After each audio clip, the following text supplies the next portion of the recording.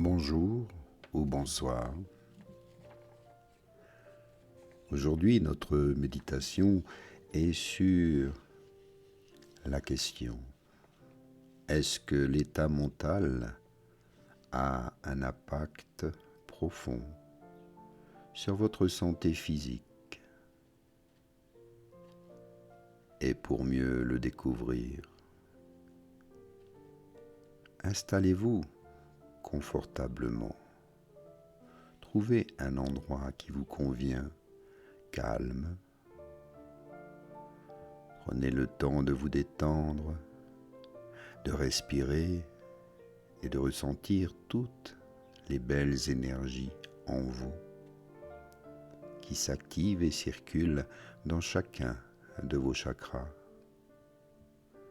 créant ainsi une vague d'énergie montant depuis la terre au travers de votre corps jusqu'au ciel, puis du ciel vers la terre. Soyez ici à l'écoute. L'état de votre mental a un réel impact sur votre santé physique et apprendre à accéder à des états de présence et de calme intérieur peut être un complément puissant à tout traitement. Parlons de la façon dont cela fonctionne dans la pratique. Et la première chose à comprendre, c'est que vous ne pouvez pas forcer la guérison si vous pratiquez la présence avec l'objectif de guérir une maladie. Cet objectif crée de la tension, crée de l'attente, crée de la frustration lorsque les résultats n'apparaissent pas immédiatement. Et tout cela interfère avec le processus. La pratique doit être faite sans attente. Simplement être présent avec ce qui est. Observez le corps tel qu'il est maintenant, sans vouloir qu'il soit différent, sans essayer de réparer quoi que ce soit. Juste en témoignant avec une attention douce. Cela semble contradictoire. Comment pouvez-vous guérir quelque chose sans essayer de le guérir? Mais c'est exactement ce paradoxe qui révèle la nature de la guérison véritable. Elle se produit d'elle-même lorsque les conditions adéquates sont créées par la principale condition. C'est l'absence d'interférence mentale. Une analogie utile est de penser à une blessure qui est en train de cicatriser. Vous n'avez pas besoin de faire quoi que ce soit pour qu'elle cicatrise. Le corps sait exactement quoi faire. Des cellules sont mobilisées, des tissus sont reconstruits. Tout se fait automatiquement. Mais si vous restez constamment à trifouiller la blessure, à vérifier si elle s'améliore, à arracher les croûtes qui se forment, alors vous interférez avec le processus. La guérison prend beaucoup plus de temps et peut même s'infecter. De la même manière, lorsque l'esprit vérifie constamment si le corps s'améliore, créant ainsi de l'anxiété à propos de la maladie, résistant à la réalité présente. Il interfère alors avec les processus naturels de guérison. Sortir du chemin et permettre à l'intelligence du corps d'effectuer son travail. Cela ne signifie pas ignorer les symptômes ou éviter un traitement médical. Cela signifie compléter tout traitement avec une attitude intérieure d'acceptation et de présence. Cessez d'ajouter des couches de souffrance mentale à la condition physique. Laissez-moi vous partager une autre histoire qui illustre bien ce point. Une femme souffrait du symptôme de l'intestinal depuis des années. Cette condition était extrêmement inconfortable et limitait beaucoup sa vie sociale. Elle craignait de manger à l'extérieur, car elle ne savait jamais quand une crise allait se déclencher. Elle vivait donc dans un état constant d'anxiété à propos de son corps. Puis, elle a réalisé que l'anxiété à propos de sa condition empirait probablement cette même condition. L'intestin est extrêmement sensible à l'état émotionnel. Il est scientifiquement prouvé que le stress et l'anxiété altèrent la mobilité intestinale, la composition de sa fleur bactérienne et la perméabilité de la paroi intestinale. Elle a alors décidé d'expérimenter une approche différente.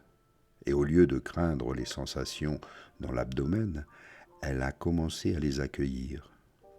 Quand elle ressentait un inconfort, au lieu de paniquer, elle apportait une attention douce à la zone concernée. Elle respirait profondément, observait les sensations, sans les étiqueter comme mauvaises ou dangereuses. Au début, c'était difficile. La réponse automatique était de se contracter, de résister, de craindre. Mais avec la pratique, elle a appris à se détendre en présence de l'inconfort, à ne pas ajouter de peur à ce qui se passait déjà. Les résultats ont été graduels mais signifiants. Les crises sont devenues moins fréquentes et quand elles se produisaient, elles étaient moins intenses et duraient moins longtemps.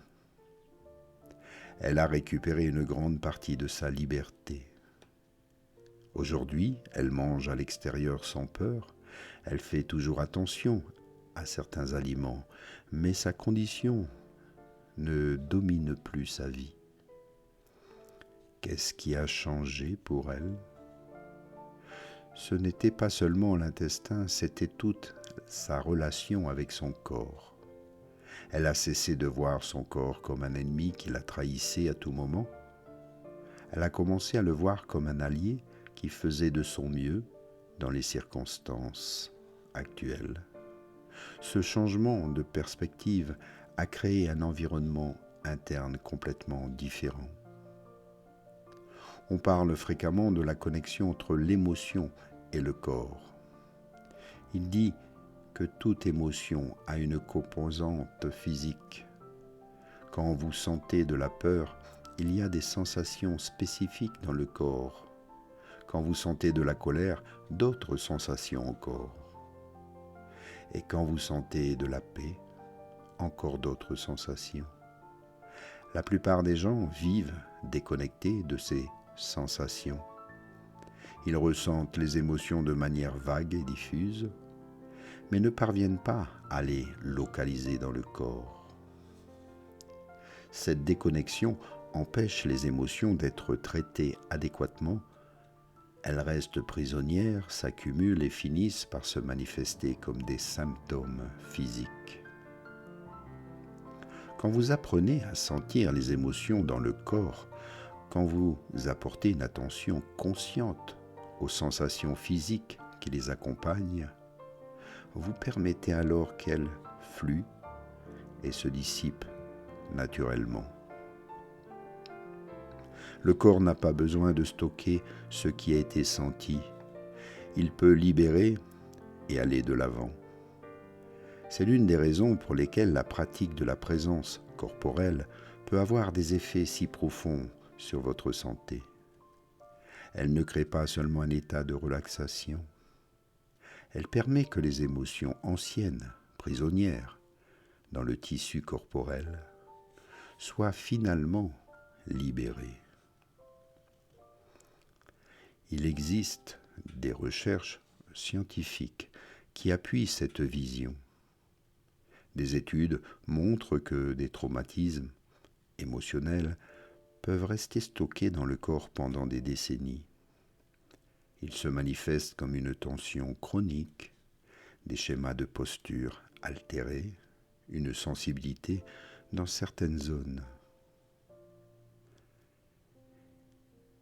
Et il y a des thérapies qui travaillent directement avec le corps, comme la libération somatique ou le MDR, ont montré des résultats impressionnants pour traiter des conditions qui ne répondaient pas bien à des approches purement cognitives.